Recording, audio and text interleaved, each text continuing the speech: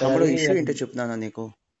ఆ, సార్ ముందు నేను ఫ్రీ ఫ్రీ అది CA inter free pre result results regular batch join అవ్వాలనే ఉద్దేశంతో అడ్వాన్స్ కట్టావు, అవునా?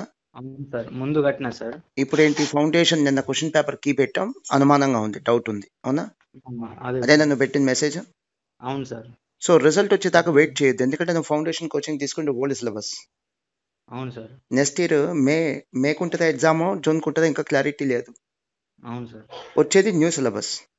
ఆ, సో ఇప్పుడు ఇమీడియట్లీ రిజల్ట్ కోసం వెయిట్ చేయకుండా CA foundation batch already start అయింది. అవును సార్. సో దాంట్లో జాయిన్ అయిపోవాలి. ఇప్పుడు నెక్స్ట్ ఏంటి, నీకేం కావాలి?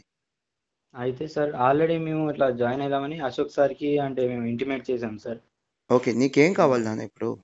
అదే సార్ ఇవి ముందు మేము 5,000 కట్టినాము కదా సార్ ముందు. అవును, అది కొంచెం అడ్జస్ట్ చేయగలుగుతారేమో ఇప్పుడు కొంచెం సిఏ ఫైనాన్షియల్ ఫౌండేషన్కి అడ్జస్ట్ చేయాలా? అవును సార్. ఆల్రెడీ అడ్జస్ట్ చేయమని అందరికి చెప్పేసామమ్మా. ఎవరన్నా మీలాంటి వాళ్ళు ఎవరున్నా కూడా సిఏ ఇంటర్ కట్టిన అడ్వాన్స్ ఇప్పుడు సిఏ ఫౌండేషన్ ఇప్పుడే జాయిన్ అయిపోతాం సార్ అంటే అబ్సల్యూట్లీ ఏమీ కట్ చేయకుండా ఎంత కట్టారో అంత అడ్జస్ట్ చేశారు.